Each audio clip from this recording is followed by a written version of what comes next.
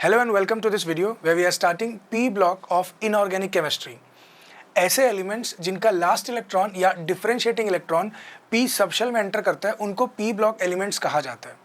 इनका जो general electronic configuration है वो NS2, मैं यहाँ शॉर्ट में लिख रहा हूँ, general electronic configuration of P block elements is NS2 NP1 to 6. ठीक है, NS2 तो भरा हुआ रहेगा, NP में 1 से लेके 6 के बीच कुछ इलेक्ट्रॉन आएंगे. अब आपको पता है P सबशेल में 6 इलेक्ट्रॉन आते हैं, इस वजह से P ब्लॉक में 6 ग्रुप्स आएंगे, 13 ग्रुप से लेके 18th ग्रुप तक, अगर मैं अरेबिक न्यूमेरल में बोलूँ तो. ठीक है, ग्रुप 13 आ जाएगा, 14 आ जाएगा, 15, 16, 17 एंड 18. और रोमन में अगर आप इसको बोलेंगे तो यही ग्रुप 3A है, 4A, 5A, 6A, 7A और ये 0 ग्रुप है. इसको 0 ग्रुप बोल रहे हैं, इसको GRP शॉर्ट में लिख रहे हैं. 18th ग्रुप जो है नोबल गैस एरोजेंस भी बोलते हैं इनको, इसको 0 ग्रुप बोल रहे हैं. अब on the basis of electronic configuration helium P block में आएगा नहीं, क्योंकि उसका लास्ट इलेक्ट्रॉन या डिफरेंशिएटिंग इलेक्ट्रॉन S सबशेल में जा रहा है. ठीक है, फिर शुरुआत इस लेक्चर में हम लोग बोरॉन फैमिली से करेंगे. आई मीन इस लेक्चर का जो कॉन्टेक्स्ट है या ये लेक्चर डिवोटेड है सिर्फ बोरॉन फैमिली को लेके. यहाँ पे इस वीडियो में सिर्फ ग्रुप 13 की स्टडी होगी. बोरॉन फैमिली पढ़ना कैसे, अगर आपको बताऊँ या क्या क्या पढ़ते हैं और किस सीक्वेंस में पढ़ना है, तो शुरुआत करेंगे हम लोग फिजिकल प्रॉपर्टी से. मैं लिख भी देता हूँ, चैप्टर का ओवरव्यू आपको बता रहा हूँ मैं. इसमें क्या क्या पढ़ेंगे हम लोग, पहले पढ़ेंगे फिजिकल प्रॉपर्टी, और फिजिकल प्रॉपर्टी जब हो जाएगा तो आएंगे केमिकल प्रॉपर्टी पे, शॉर्ट में लिख रहा हूँ मैं. केमिकल प्रॉपर्टी के बाद आएंगे कंपाउंड्स ऑफ बोरॉन पे, यहाँ पे लिख रहा हूँ. उसके बाद हम लोग पढ़ेंगे, शॉर्ट पे लिख रहा हूँ, कंपाउंड्स ऑफ बोरॉन, जिसमें आपको 3 कंपाउंड पढ़ने हैं इसके. एक बोरिक एसिड पढ़ना, ऑर्थोबोरिक एसिड बोल लीजिए उसको, एक बोरैक्स पढ़ना है और एक डाइबोरेन पढ़ना है. एक तो अपने को डाइबोरेन पढ़ना है, B2H6. एक ऑर्थोबोरिक एसिड, ऑर्थोबोरिक एसिड, एक पढ़ना बोरैक्स. और इसके बाद कंपाउंड्स ऑफ एल्यूमिनियम पढ़ेंगे हम लोग. इसी ग्रुप 13 में बोरॉन के कंपाउंड्स के बाद पढ़ेंगे compounds of aluminium. Compounds of aluminium, जिसमें यह सिर्फ Al लिख देता हूँ इसको, कंपाउंड्स ऑफ एल्यूमिनियम.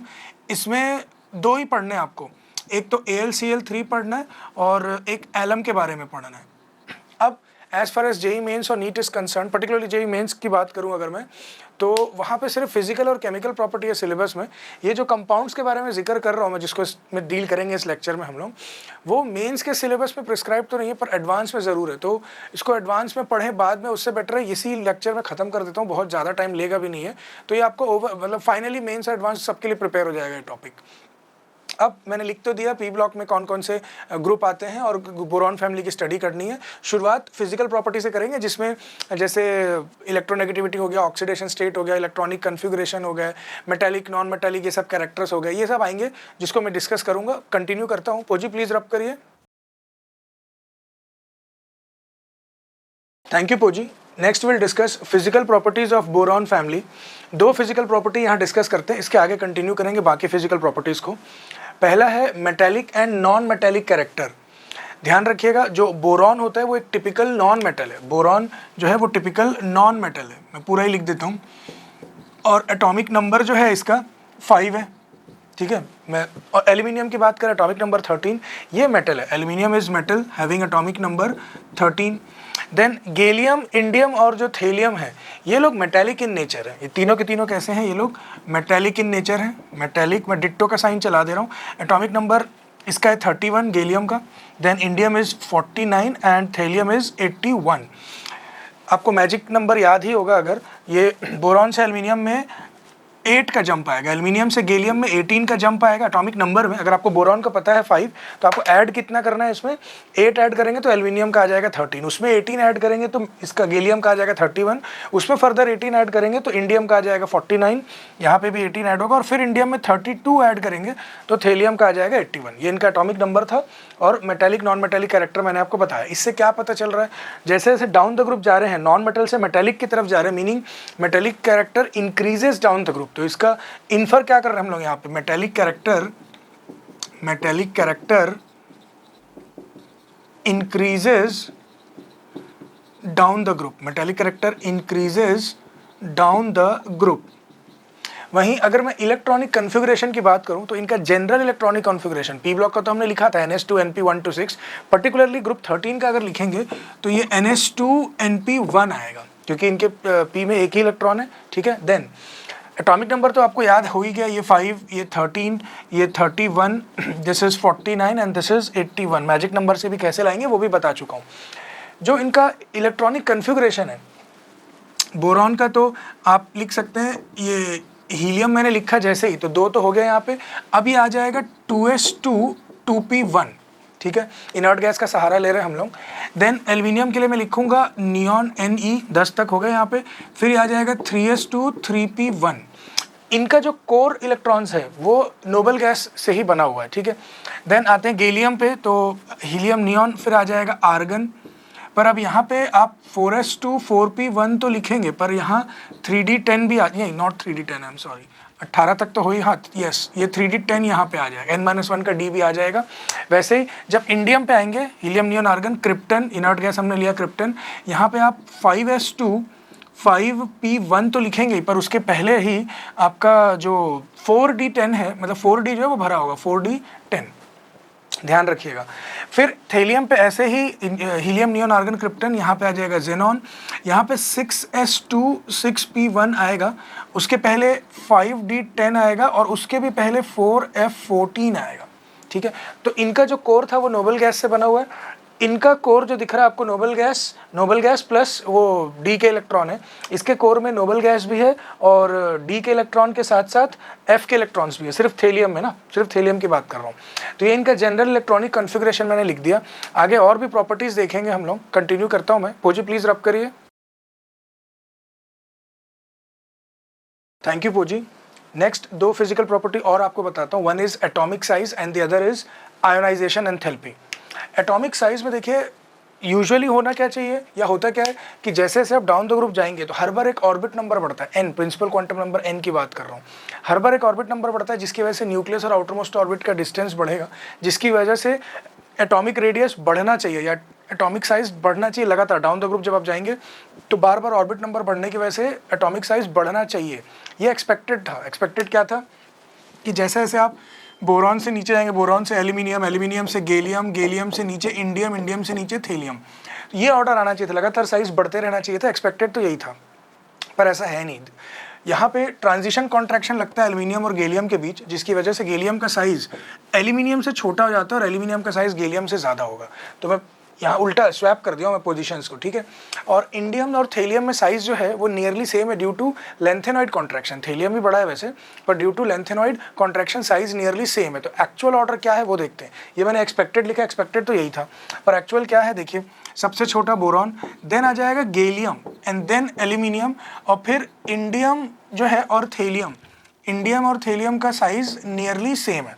बड़ा तो खैर वो थेलियम ही है, ये मैं नियरली सेम का सिंबल बनाना चाह रहा हूँ एक्चुअली, ठीक है। बड़ा तो खैर थेलियम ही है, इनमें ज़्यादा फर्क नहीं। 167 पिकोमीटर का इंडियम है, 170 पिकोमीटर के आसपास थेलियम है, तो नॉमिनल फर्क है, इसलिए हम लोग यहाँ पे नियरली सेम लिख दे रहे हैं। इसका रीज़न क्या है? इसका रीज़न है लेंथेनॉइड कॉन्ट्रैक्शन में, शॉर्ट में एलसी लिख दिया हूँ। और इसका क्या रीज़न है? ये जो पोजीशन स्वैप कर लिए ये लोग, यहाँ ट्रांजिशन कॉन्ट्रैक्शन आपको पता होना चाहिए। पूरे पीरियोडिक टेबल में सिर्फ ग्रुप 13 में लगता है ट्रांजिशन कॉन्ट्रैक्शन, और वो भी एल्यूमिनियम और गैलियम में ही लगता है, बाकी कहीं ट्रांजिशन कॉन्ट्रैक्शन नहीं लगता है। Then moving on to ionization enthalpy. Ionization enthalpy भी जैसे जैसे हम डाउन द ग्रुप जाते हैं वैसे वैसे ऑर्बिट नंबर बढ़ने की वजह से क्या होता है, न्यूक्लियस और आउटर मोस्ट ऑर्बिट का डिस्टेंस बढ़ेगा, तो न्यूक्लियस का जो होल्ड है उसके खुद के आउटर मोस्ट इलेक्ट्रॉन पे वो वीक होते जा रहा है, जिसकी वजह से आप इजीली इलेक्ट्रॉन को निकलवा सकते हैं एटम के बाहर। मतलब आईपी क्या होना चाहिए? कम। तो जैसे जैसे डाउन द ग्रुप जाएंगे आयोनाइजेशन पोटेंशियल या आयोनाइजेशन एनर्जी डिक्रीज होना चाहिए। एक्सपेक्टेड तो यही है। एक्सपेक्टेड क्या है कि जैसे जैसे नीचे जाएंगे, बोरॉन से नीचे एल्यूमिनियम, देन एल्यूमिनियम के बाद गैलियम, देन इंडियम एंड फिर थेलियम। तो एक्सपेक्टेड तो यही था कि डाउन द ग्रुप जो आयोनाइजेशन एनर्जी है वो डिक्रीज हो, पर यहाँ पे भी एक्सेप्शनल बिहेवियर है। जो एक्चुअल है वो मैं बता तो दे रहा हूँ, पर आप उसको याद कैसे रखेंगे उसका एक शॉर्टकट बता रहा हूँ। ऐसे 15324 ये नंबर याद रखिएगा, 15324 मतलब क्या, इसको मैं फर्स्ट बोल रहा हूँ, इसको सेकंड, थर्ड, फोर्थ, फिफ्थ ऐसे। तो सबसे ज़्यादा आयोनाइजेशन एंथैल्पी तो फर्स्ट का ही है, मीनिंग बोरॉन का ही है। और उसके बाद ये फिफ्थ कौन है आपका? ये देखिए थेलियम, थेलियम आ जाएगा। फिर आ जाएगा ये थर्ड कौन है? ये गैलियम। उसके बाद आ जाएगा सेकंड विच इज़ एल्यूमिनियम, और लास्ट में चौथा आ जाएगा इंडियम। ये डेटा ड्रिवन है, बहुत ज़्यादा कॉन्सेप्ट लगा के इसको लाने की कोशिश मत करिएगा, ठीक है। तो आप इसको याद रखिएगा एज एन इन्फॉर्मेशन। याद रखना मुश्किल होता है, इसलिए मैंने 1 5 3 2 4 आपको बता दिया, 15 324, इससे भी काम चल जाएगा। पर 1 2 3 4 5 में कौन है वो याद रखिएगा, वरना फिर प्रॉब्लम हो जाएगी। इसी को थोड़ा ढंग से क्वेश्चन बना सकता है एग्जामिनर चाहे तो ग्राफ के फॉर्म में। अब जैसे मैंने क्या किया, एक तरफ आयनाइजेशन एनर्जी का एक्सिस लिया, वाई एक्सिस, और एक्स एक्सिस है एटॉमिक नंबर का। अब अगर इसको ग्राफ में प्लॉट करूं तो सबसे ज़्यादा किसका दिख रहा है अपने को, बोरॉन का। 1 5 3 2 4 लिखो ना, बोरॉन की वैल्यू कहीं यहाँ पे ले लिया मैं जैसे। उसके बाद आ रहा है 5, फिफ्थ कौन, थेलियम। तो ये थेलियम इज 81, आपको पता है एटॉमिक नंबर, तो उससे थोड़ा नीचे कहीं पे ले लीजिए आप, ठीक है। फिर आएगा आपके पास कौन, गैलियम। गैलियम थर्ड है, तो ये गैलियम अपना 31 वाला, उससे थोड़ा नीचे कहीं पे आप इमेजिन कर लीजिए, ठीक है। यहाँ कहीं पे मैं ले लिया इसको, ठीक है। फिर है एल्यूमिनियम। एल्यूमिनियम उससे कम है, तो यहाँ कहीं पे इमेजिन कर लिया मैं। और लास्ट में इंडियम का सबसे कम है, इंडियम इज 49, तो सबसे कम है, तो ये सबसे नीचे आ जाएगा, यहाँ कहीं ले लिया मैंने। अब इन पॉइंट्स को जब आप ज्वाइन करेंगे ना, तो एक डब्ल्यू जैसा कुछ फिगर बनेगा, देखिएगा ये मैंने ज्वाइन किया, ठीक है, इन पॉइंट्स को, ये ऐसे और ये ऐसे। तो अगर एग्जामिनर चाहे तो ग्राफ में भी वो क्वेश्चन, मतलब ग्राफ के फॉर्म में भी आईपी को पूछ सकता है, वो थोड़ा ढंग का क्वेश्चन हो जाएगा। फिर ध्यान रखिएगा मेरे से ढंग से बना हो या नहीं, वो पैरेलैक्स एरर हो सकता है मेरे से बनाने में, फिर आप ध्यान रखिए, ये सबसे ज़्यादा है, ठीक है। उसके बाद ये वाली वैल्यू है, फिर ये वैल्यू, फिर ये डिक्रीजिंग ऑर्डर बता रहा हूँ, तो बन रहा है ऐसे डब्ल्यू जैसा साइन बन रहा है ये, ठीक है।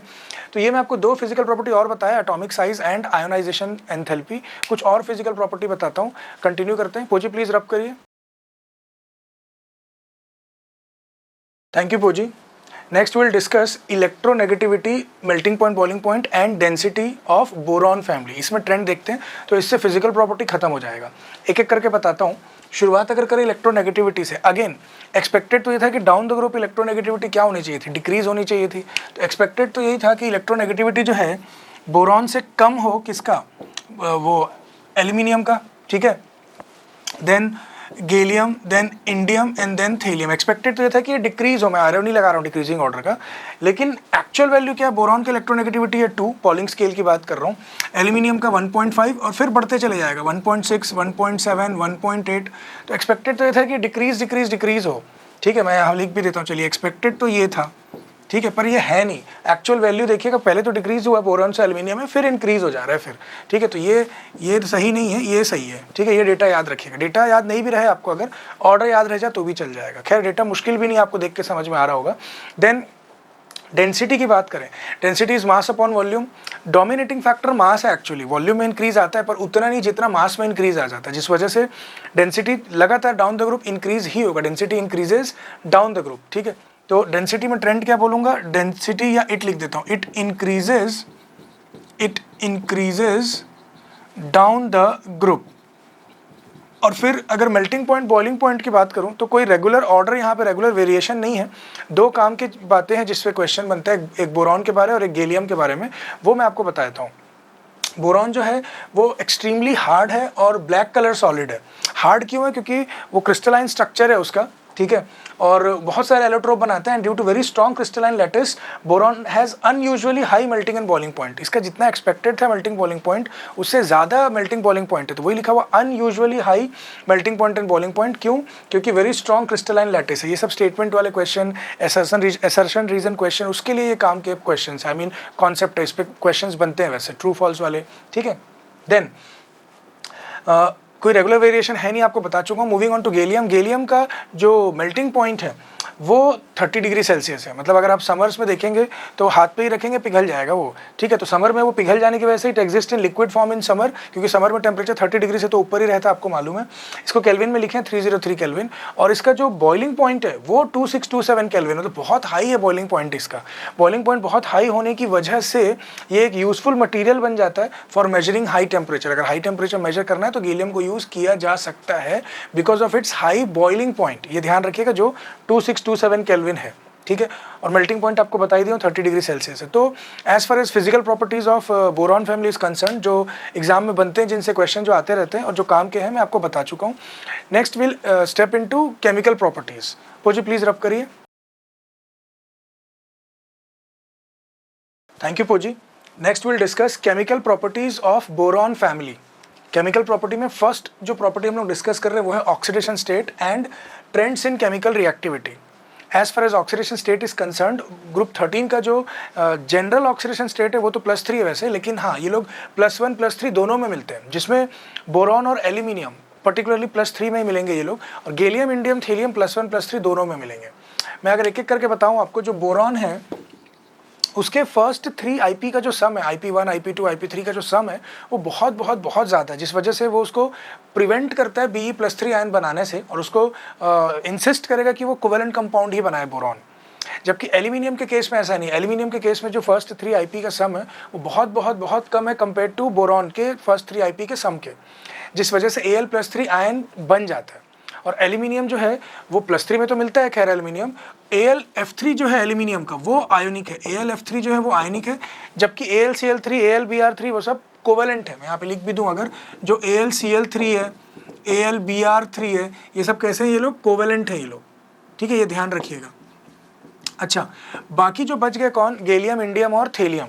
तो ये जो गैलियम, इंडियम और थेलियम है ये तीनों +1 में भी मिलते हैं और +3 में भी मिलते हैं। इनका वेरिएबल ऑक्सीडेशन स्टेट है, बोरॉन एल्यूमिनियम का वेरिएबल नहीं है, ठीक है, इनका वेरिएबल ऑक्सीडेशन स्टेट है, ठीक, due to inert pair effect. क्यों वेरिएबल आ रहा है इनका, due to inert pair effect, due to inert pair effect, ठीक है। अच्छा, अब जो +1 और +3 का स्टेबिलिटी का जो ऑर्डर है वो मैं आपको बताता हूँ। गैलियम, इंडियम और थेलियम में जो +3 का स्टेबिलिटी ऑर्डर है, ठीक है, +3 का जो स्टेबिलिटी ऑर्डर है, याद रखिएगा, डाउन द ग्रुप जाएंगे ना तो लॉस बढ़ता है, लॉस मतलब लोअर ऑक्सीडेशन स्टेट की स्टेबिलिटी बढ़ती है, और ऊपर जाएंगे तो होश बढ़ता है, होश मतलब HOS, हायर ऑक्सीडेशन स्टेट की स्टेबिलिटी बढ़ेगी। मतलब गैलियम, इंडियम, थेलियम में +3 ऑक्सीडेशन स्टेट की जो स्टेबिलिटी का ऑर्डर है वो गैलियम का ज़्यादा है, then indium and then thallium. जबकि अगर मैं +1 ऑक्सीडेशन स्टेट की स्टेबिलिटी का ऑर्डर बताऊँ तो वो उल्टा हो जाएगा, +1 वाला जैसे जैसे डाउन द ग्रुप जाएंगे लोअर ऑक्सीडेशन स्टेट का स्टेबिलिटी बढ़ता है due to inert pair effect, और इनर्ट पेयर इफेक्ट लग रहा है किसमें, थेलियम में, ध्यान रखिएगा। तो ये गैलियम से ज़्यादा इंडियम का और इंडियम से ज़्यादा थेलियम, थेलियम जो है वो +1 में ही रहना चाहेगा, ठीक है। तो इस वजह से मैं यहाँ पे कहीं लिखता हूँ जो Tl+3 है ना वो बढ़िया ऑक्सीडाइजिंग एजेंट का काम करता है। ये किसका काम करेगा, ये ऑक्सीडाइजिंग एजेंट की तरह बिहेव करेगा। क्यों, क्योंकि खुद रिड्यूस होगा, खुद वो +3 से जाएगा +1 में, ये 2 इलेक्ट्रॉन गेन करेगा Tl+3 और 2 इलेक्ट्रॉन गेन करके Tl+1 में चला जाएगा।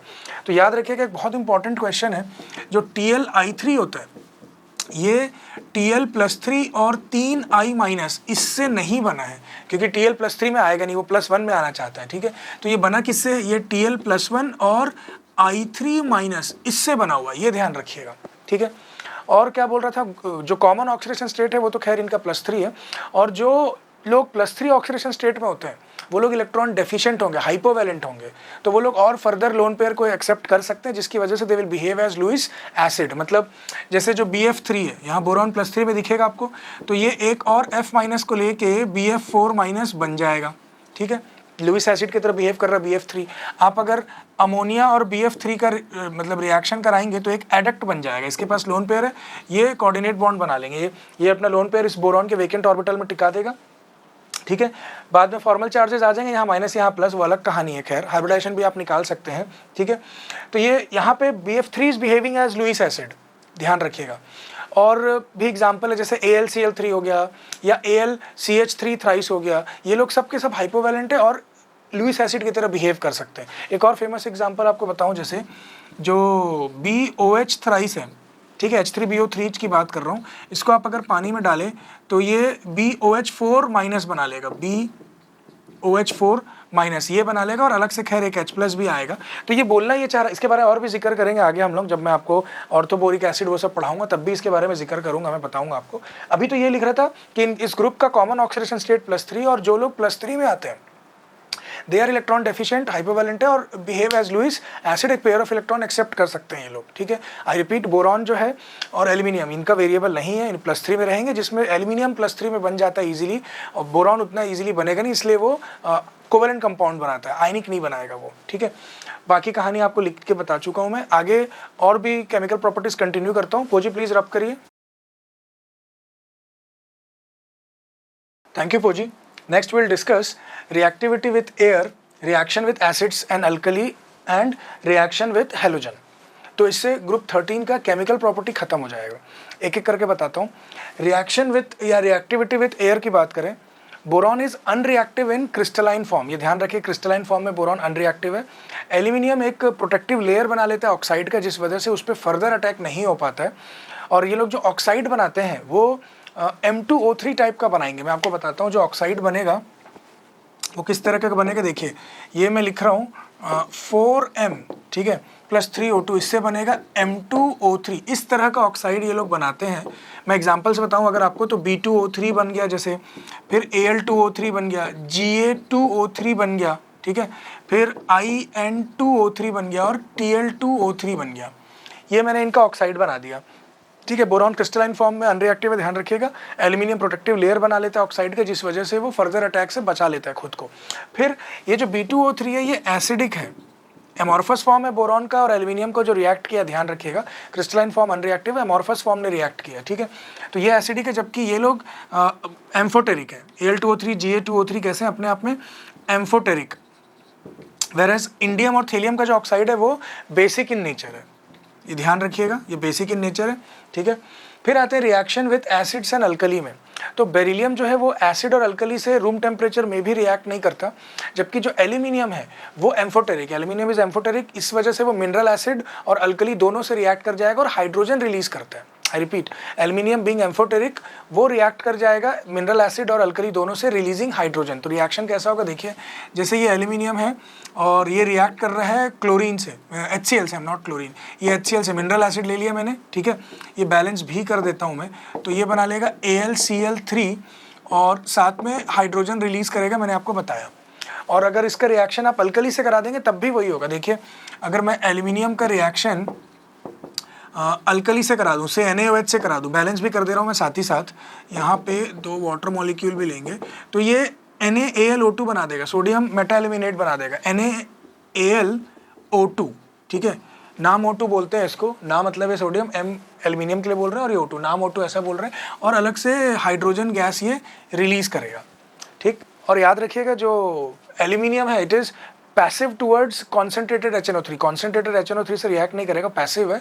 रीजन बीइंग उसमें प्रोटेक्टिव ऑक्साइड का उसमें लेयर जो होता है ऑक्साइड का लेयर वो प्रोटेक्ट कर रहा होता है, उसको प्रोटेक्टिव ऑक्साइड लेयर होता है, इस वजह से वो पैसिव है टुवर्ड्स कॉन्सेंट्रेटेड HNO3। जबकि रिएक्शन विथ हेलोजन की बात करें तो बोरॉन एल्यूमिनियम डायरेक्टली कंबाइन कर जाते हैं हेलोजन से और ट्राई हैलाइड बना लेते हैं। ये लोग किस तरीके का बनाएंगे, जैसे ये M और X2 लिख रहा हूँ मैं, तो ये लोग MX3 इस तरीके का ट्राई हैलाइड ये लोग बना लेंगे, ठीक है। तो ये बात हुई chemical properties of boron family की। Next will discuss compounds of boron, या केमिस्ट्री ऑफ बोरॉन बोल लीजिए, उसमें कंपाउंड्स ऑफ बोरॉन आ जाएंगे। कंटिन्यू करते हैं, पोजी प्लीज रब करिए। थैंक यू पोजी। Next will discuss chemistry of boron और कंपाउंड्स ऑफ बोरॉन। जो एलिमेंटल फॉर्म है बोरॉन का वो B12 है, ध्यान रखिएगा। Boron exists in 5 allotropic forms. ये जो मैं बातें बता रहा हूँ आपको ये मैं लिखूंगा नहीं, आप चाहे तो खुद लिख लीजिएगा, ठीक है, टू सेव सम टाइम, मैं लिखूंगा नहीं यहाँ पे। I repeat, boron exist in 5 allotropic forms, 4 of which are crystalline and 1 is amorphous. जो क्रिस्टलाइन फॉर्म्स है they are very hard and made up of B12 unit, made up of clusters of B12 unit. जो crystalline form है, crystalline form जो है वो black in colour है और chemically inert है, जबकि जो एमॉर्फस फॉर्म है वो ब्राउन इन कलर है और केमिकली एक्टिव है। फिर बात करें अगर कंपाउंड्स ऑफ बोरॉन की, तो जो पहला कंपाउंड स्टडी करेंगे वो है बोरैक्स, ठीक है। शुरुआत हम लोग करेंगे किससे, बोरैक्स से। बोरैक्स क्या होता है, Na2B4O7.10H2। ये लिखा ज़रूर मैं ऐसे हूँ, पर इसमें वाटर ऑफ क्रिस्टलाइजेशन जो है वो 10 नहीं है, वो 8 है। ये इस तरीके से होता है, आपको बताऊँ तो Na2 देखिएगा ना, ये Na2 यहाँ पे आएगा B4O5OH, ठीक है, OH7.8H2। देखिए टोटल हाइड्रोजन कितने थे यहाँ 20, ये 16 हो गए, यहाँ पे ज़्यादा आ गया, यहाँ पे OH4 आएगा नॉट 7, ठीक है। देखिए अब इस तरीके से एग्जिस्ट करता है। तो वाटर ऑफ क्रिस्टलाइजेशन जो है वो 8 है। 8 बोरैक्स में पूछा जाएगा आपसे कि कितने वाटर ऑफ क्रिस्टलाइजेशन है, आंसर इज 8, ठीक है। 8 water of crystallization, 8 moles water है एज वाटर ऑफ क्रिस्टलाइजेशन, ठीक है। दूसरा, ये कौन कौन से आयन है इसमें आपको दिख रहा होगा, ये B4O5OH4 2- इस आयन से मिलके बना हुआ है। अब ये आयन है कैसा, अगर आपको बताऊं, मैं ड्रॉ करके बताता हूं। देखिए आप क्या करिए, 4 बोरॉन बना लीजिए आप, ठीक है, 4 बोरॉन बना लीजिए दूर दूर, और हर बोरॉन को पहले तो एक एक ऑक्सीजन से जोड़ दीजिए, हर बोरॉन को। ये मैं इनको एक एक ऑक्सीजन से जोड़ दिया, एक एक ऑक्सीजन से जोड़ दिया और इनको भी एक एक ऑक्सीजन से जोड़ दीजिए, ठीक है।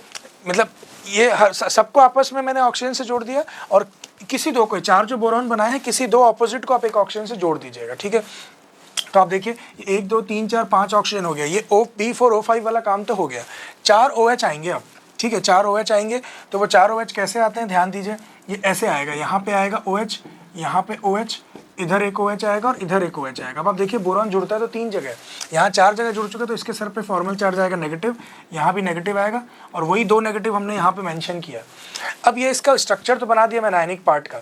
अब इसमें क्या क्या पूछा जाता है वो समझिए। आपसे पूछेंगे कि कितने बोरॉन sp2 हाइब्रिडाइज्ड है, कितने बोरॉन sp3 हाइब्रिडाइज्ड है। तो ये दोनों बोरॉन जो दिख रहे हैं दे आर sp2 हाइब्रिडाइज्ड, ये sp2 है, ये भी sp2 है। 2 बोरॉन है जो sp2 हाइब्रिडाइज्ड है और 2 बोरॉन sp3 हाइब्रिडाइज्ड है। मेरे वर्ड्स पे ध्यान दीजिएगा, 2 बोरॉन sp3 हाइब्रिडाइज्ड। अगर आपसे पूछा जाए total number of sp3 hybridized atoms, तो ये ऑक्सीजन भी सारे के सारे sp3 हाइब्रिडाइज्ड है, उनको भी फिर आपको ऐड करना पड़ेगा। सिर्फ बोरॉन कितने sp3 पूछेगा तो आंसर 2 है और 2 बोरॉन sp2 में है, पहली बात। फिर कितने BOB लिंकेज हैं, BOB लिंकेज या BOB बॉन्ड बोल लीजिए, ये लिंकेज लिखना चाह रहा था मैं, कितने हैं ज़रा आप खुद ही काउंट कर सकते हैं, रटने की ज़रूरत नहीं। अगर स्ट्रक्चर आप प्रोड्यूस कर पा रहे हैं तो बाकी जो भी पूछेगा आप बता सकते हैं। देखिए BOB लिंकेज 1 2 3 4 और ये 5 BOB लिंकेज हैं। अच्छा BO बॉन्ड कितने हैं अगर आपसे कोई पूछे, BO बॉन्ड्स, तो आप इधर से काउंट करिए, 1 2, ये भी तो BO बॉन्ड है, पहले OH है तो क्या हुआ, BO तो है, 3 4 ये हो गए। फिर देखिए ये 1 5 6 7 8 9 10 11 12 13 14 14 BO बॉन्ड्स हैं। और यहाँ पे 6 मेंबर्ड रिंग बन रहे हैं 2, ढंग से देखिएगा, 1 2 3 4 5 6, ये एक 6 मेंबर्ड रिंग बना और ये भी 1 2 3 4 5 6, ये भी 6 मेंबर्ड रिंग बना, ठीक है। तो 6 मेंबर्ड रिंग, यहाँ पे कितने बन रहे हैं रिंग्स, 2। तो जो पूछा जाता है मैंने आपको बता दिया। पहली बात, ये दिख जरूर ऐसे रहे पर वाटर ऑफ क्रिस्टलाइजेशन 8 है इसमें, ये इसका एनायनिक फॉर्म है जिसका स्ट्रक्चर हमने बनाया। इसमें BO लिंकेज कितने, BO बॉन्ड्स कितने, BOB लिंकेज कितने हैं, कितने मेंबर्ड का रिंग है और कितने रिंग है, कितने बोरॉन sp2 हाइब्रिडाइज्ड है, कितने बोरॉन sp3 हाइब्रिडाइज्ड है, जो पूछा जाता है मैंने आपको बता दिया यहाँ पे। Next will discuss properties of borax. Borax की प्रॉपर्टी देखेंगे, क्या क्या काम आता है ये बोरैक्स। कंटिन्यू करते हैं, पोजी प्लीज रब करिए। थैंक यू पोजी। So next will discuss properties of borax. पहली प्रॉपर्टी है borax is white powder. Borax जो है वो वाइट पाउडर है, लेस सॉल्युबल है कोल्ड वाटर में और मोर सॉल्युबल है हॉट वाटर में। रीज़न आप खुद ही समझ रहे होंगे, कोल्ड वाटर में क्या उसके हाइड्रोजन बॉन्ड स्टेबल है, वो टूट नहीं रहे, इस वजह से वो लेस सॉल्युबल है। जबकि हॉट वाटर में क्या होगा, उसके जो हाइड्रोजन बॉन्ड होंगे वो टूट जाएंगे, जिसकी वजह से वो मोर सॉल्युबल हो जाएगा। अच्छा एक चीज़ और बताऊँ मैं आपको, जो बोरैक्स का स्ट्रक्चर पिछली बार बनाया था मैं थोड़ी देर पहले, वो नॉन प्लेनर है, ध्यान रखिएगा। मैं बोर्ड पे ज़रूर बना दिया था, 4 बोरॉन बनाया था मैं ऐसे, पर वो नॉन प्लेनर स्ट्रक्चर, प्लेनर नहीं है। बोर्ड पे बनाए थे तो प्लेनर हो गया, ऐसा मत सोचिएगा उसको, ठीक है।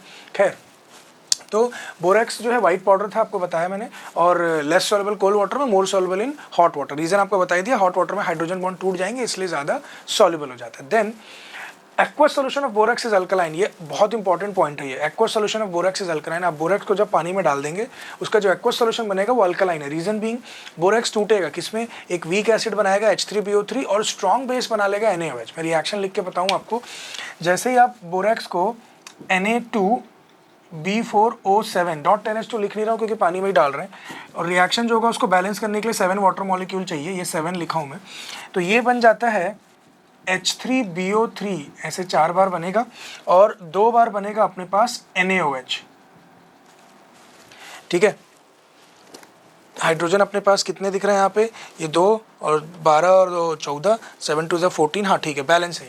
तो ये वीक एसिड है और ये स्ट्रॉन्ग बेस है। तो क्या होगा, इस वीक एसिड को न्यूट्रलाइज कर देगा स्ट्रॉन्ग बेस का थोड़ा सा पार्ट और बाकी स्ट्रॉन्ग बेस बच जाएगा। तो ओवरऑल एक्वा सोल्यूशन कैसा हो जाएगा, अल्कलाइन। पहली बात ये याद रखिएगा। दूसरा, ये वेरी इंपॉर्टेंट है, एक्शन ऑफ हीट, ये वेरी इंपॉर्टेंट है, ठीक है। जब आप बोरैक्स को गर्म करेंगे, इसी से आगे बोरैक्स बीट टेस्ट बनेगा, ठीक इसके बाद बताऊंगा मैं, इसलिए इंपॉर्टेंट है ये। बोरैक्स को जब आप हीट करेंगे ना, तो पहले तो वो स्वेल हो जाएगा। क्यों स्वेल होगा, क्योंकि वो जो वाटर ऑफ क्रिस्टलाइजेशन रखा उसको लूज कर देगा, स्वेल अप हो जाएगा। और फिर क्या होगा, और अगर आप गर्म करेंगे उसको 740 डिग्री सेल्सियस तक, तो वो एक ट्रांसपेरेंट ग्लासी मास में कन्वर्ट हो जाएगा, जिसको बीड बोलते हैं, बोरैक्स बीड बोलते हैं जिसको। वही चीज़ लिखा हुआ, मैं रिएक्शन भी बताता हूँ आपको। एक्शन ऑफ हीट में क्या, when borax powder is heated, जब आप गर्म करेंगे बोरेक्स पाउडर को, it first swells due to loss of water, water of crystallization निकल जाएगा in the form of steam, but at 740 degree celsius it gets converted into colourless transparent borax bead. ठीक है, इसी से आगे बोरेक्स बीड टेस्ट बनेगा। Glassy bead जो है, मास जो है वो B2O3 है। ठीक है, देखिए मैं रिएक्शन लिख के बताता हूँ। आपने लिया Na2B4 Na2, ठीक है, B4O7.10H2, ये था आपके पास। इसको आपने गर्म किया तो ये पहले तो Na2B4O7 में टूटेगा और 10H2O ये निकल गया स्टीम के फॉर्म में। तो पहले तो ये स्वेल अप हो गया, और अगर इसको गर्म करेंगे आप 740 डिग्री सेल्सियस में ले जाएंगे, अगर Na2B4O7 इसको और गर्म करेंगे तो ये बना लेगा B2O3, इसी को बोरेक्स बीड बोल रहे हैं। ठीक है, ट्रांसपेरेंट होता है ये, बोरेक्स बीड इसी को बोल रहे हैं। मैं लिख भी देता हूँ, यही है हमारा बोरेक्स बीड, और इसी से आगे हम लोग बोरेक्स बीड टेस्ट कराएंगे। ठीक है, और साथ में अलग से आपको क्या मिलेगा, ये यहाँ पे वो NaBO2 मिलेगा, सोडियम मेटाबोरेट। मैं इसको ठीक से लिख देता हूँ, 2NaBO2 मिलेगा। ठीक है, यहाँ पे प्लस लिखा मैंने, 2NaBO2, नाम में लिख नहीं रहा हूँ, आप लोग लिख लीजिएगा, सोडियम मेटाबोरेट। ठीक है, ये है बोरेक्स बीड जो आगे रिएक्शन करवाएगा और बोरेक्स बीड टेस्ट करेगा, जो मैं ठीक इसके बाद आपको बताने वाला हूँ। और बोरेक्स बीड टेस्ट के बाद हम लोग यूजेस ऑफ बोरॉन देखेंगे, और फिर ये कंपाउंड्स ऑफ बोरॉन या केमिस्ट्री ऑफ बोरॉन खत्म होगा। Then will step into chemistry और कंपाउंड्स ऑफ एल्यूमिनियम। कंटिन्यू करता हूँ, पोजी प्लीज रब करिए। थैंक यू पोजी। बोरॉन के कंपाउंड्स में हम लोग बोरैक्स की बात कर रहे थे, उसका लास्ट प्रॉपर्टी मैं आपको बताता हूँ। एक्चुअली प्रॉपर्टी जो एक्शन ऑफ हीट बता रहा था उसी का एक्सटेंशन है बोरैक्स बीड टेस्ट। क्या करना है आपको, देखिएगा, जो डी ब्लॉक के जो हमारे पास मेटल्स हैं उनके जो सॉल्ट होते हैं उनका कुछ ना कुछ कलर होता है, और उनके जो कलर हैं उनके सॉल्ट के, ठीक है, अलग अलग कलर्स हैं। तो मेरे पास कोई सॉल्ट आया डी ब्लॉक का एलिमेंट का, ठीक है, डी ब्लॉक का मेटल है कोई, उसका कोई सॉल्ट है, मेरे को पता करना है कि सॉल्ट में कौन सा आयन होगा। तो वो पता करने के लिए मैं बोरेक्स बीड टेस्ट यूज़ कर सकता हूँ। जैसे सॉल्ट में कहीं Mn+2 तो नहीं है, Ni2+ तो नहीं है, CO+2 है क्या, Cr+3 है क्या, क्रोमियम Cr+3, तो ये आइडेंटिफाई करने के लिए मैं बोरेक्स बीड टेस्ट का यूज़ कर सकता हूँ। क्या करते हैं समझिएगा, borax reacts with certain metal salts. जो बोरेक्स है वो कुछ मेटल सॉल्ट्स के साथ रिएक्ट करेगा, such as Ni2+, CO2+, Cr3+, Cu2+, Mn2+, etcetera. और क्या करता है, रिएक्ट करके कलर्ड मेटाबोरेट बना लेगा, और ये जो मेटाबोरेट बना इसका जो कलर आएगा, मेटाबोरेट का जो कलर आएगा, उससे आइडेंटिफाई कर लेंगे कि उस मेटल का जो सॉल्ट आप लेके आए थे उसमें कौन सा मेटल आयन है, वो हम पता कर लेंगे उस मेटाबोरेट के कलर से। ठीक है, क्या कहानी मैं आपको बताता हूँ, देखिए वही लिखा हुआ, the colour of metaborate can be use to identify metallic ions in salt. अलग अलग जो क्या बोलना चाहिए आयंस है, उनका जो मेटाबोरेट बनेगा उसका यहाँ पे कलर मेंशन्ड है। Ni2+ होता तो ब्राउन कलर आता, Cu2+ में पेल ब्लू आता, CO2+ में डार्क ब्लू, ऐसे Mn2+ में पिंक, Cr3+ में ग्रीन। ठीक है, ये अलग अलग कलर है मेटाबोरेट्स का जो पहले से किसी ने निकाल के रखा है। अब होगा क्या, देखिए, जैसे आपने लिया बोरेक्स Na2B4O7.10H2O, ये आपने लिया, ये मैं Na2 लिखना चाह रहा था मैं, ठीक है, और इसको आपने गर्म किया तो याद करिए पहले स्वेल हो जाएगा, ये बनेगा Na2B4O7। फिर आप इसको और गर्म कर रहे हैं, 740 डिग्री सेल्सियस में लेके गए, तो ये बना रहा था बोरेक्स बीड, याद आ रहा होगा आपको, B2O3, और साथ में बनाएगा 2NaBO2, सोडियम मेटाबोरेट। यही हमारे पास वो है, ग्लासी मास है, यही बीड्स बनाएगा, ग्लासी मास है, छोटे छोटे मोती जैसे होते हैं ना, वैसे ग्लास के बने हैं छोटे छोटे वो बीड बनते हैं, जो B2O3 और NaBO2 से बने हुए हैं। इसमें जो एक्टिव पार्ट है बोरेक्स बीड का वो B2O3, एक्टिव पार्ट मतलब आगे अब रिएक्शन जो है वो B2O3 करेगा। याद करिए B2O3 एसिडिक था, मैंने बताया आपको। अब इमेजिन करिए एज इफ मेरे पास कॉपर का कोई सॉल्ट था, किसी भी मेटल का सॉल्ट होगा, जैसे डी ब्लॉक का कोई मेटल है उसका सॉल्ट होगा, तो सॉल्ट को आप जब गर्म करते जाएंगे तो वो अपने ऑक्साइड में कन्वर्ट होगा। तो मान लेते कॉपर का कोई सॉल्ट रहा होगा मेरे पास और मैंने उसको गर्म किया बोरेक्स के साथ में ही, वो पूरा प्रोसेस आपको प्रैक्टिकल केमिस्ट्री में बता दिया जाएगा। तो कॉपर अपने ऑक्साइड में कन्वर्ट हो जाएगा, CuO में। कॉपर का कोई सॉल्ट था उसमें कॉपर कन्वर्ट हो जाएगा ऑन हीटिंग अपने ऑक्साइड में CuO में। अब क्या होगा, ये B2O3 जो एक्टिव पार्ट है, B2O3 और CuO आपस में रिएक्ट करके CuO.B2O3 ऐसा बना लेंगे, या आप इसको लिख लीजिए CuBO2 थ्राइस, ऐसा लिख लीजिए, ये भी चल जाएगा। ठीक है, ये जो कॉपर का मेटाबोरेट बनेगा इसका कलर ब्लू कलर का आता है। ठीक है, तो हम लोग इससे पहचान जाते हैं कि अच्छा जो मेटल सॉल्ट है उसमें आयन जो है वो Cu+2 आयन है। तो ये बोरेक्स बीड टेस्ट है, मैं आपको रिवीजन चेकलिस्ट के हिसाब से बताया हूँ यहाँ पे। ठीक है, next uses of boron, boron कहाँ कहाँ यूज़ करते हैं, तो एक तो बोरेक्स बीट टेस्ट में यूज़ हो ही रहा है, बोरॉन का वन ऑफ द कंपाउंड है बोरेक्स, वो यूज़ हो ही रहा है। फिर इन प्यूरिफाइंग गोल्ड, गोल्ड को प्यूरिफाई करने में भी काम आता है, ये याद रखिएगा, स्टेटमेंट वाले क्वेश्चन, AR क्वेश्चन में, ट्रू फॉल्स वाले क्वेश्चन में काम आ सकता है। मैच कॉलिंग अलग, मैच कॉलम अलग अलग तरह के क्वेश्चन जो फ्रेम होते हैं इजी कॉन्सेप्ट से, उनमें काम आ सकता है। As a flux during welding of glass, और लास्ट है प्रोडक्शन ऑफ ग्लास। ये बोरॉन का यूजेस है जो आप मगअप करिएगा। तो यहाँ पे हम लोग कंपाउंड्स और केमिस्ट्री ऑफ बोरॉन खत्म करते हैं। अब हम लोग जाएंगे कंपाउंड या केमिस्ट्री बोरॉन खत्म नहीं हुआ, एक कंपाउंड खत्म हुआ है बोरेक्स। अभी इसमें ऑर्थोबोरिक एसिड और डाइबोरेन बचा है, मेरे को लगा कि खत्म हो गया, I am very sorry. Continue करता हूँ, पोजी प्लीज रब करिए। थैंक यू पोजी। Next will discuss orthoboric acid या H3BO3। अच्छा, थोड़ी देर पहले जब मैं बोरेक्स को खत्म किया उसके प्रॉपर्टी से, लास्ट में यहाँ मैं यूजेस ऑफ बोरॉन लिखा था, एक्चुअली वो यूजेस ऑफ बोरेक्स है, ठीक है, बोरॉन गलती से लिख दिया था, उसको यूजेस ऑफ बोरेक्स कर लीजिएगा, जो 4 यूजेस आपको बताया था मैं, ठीक है।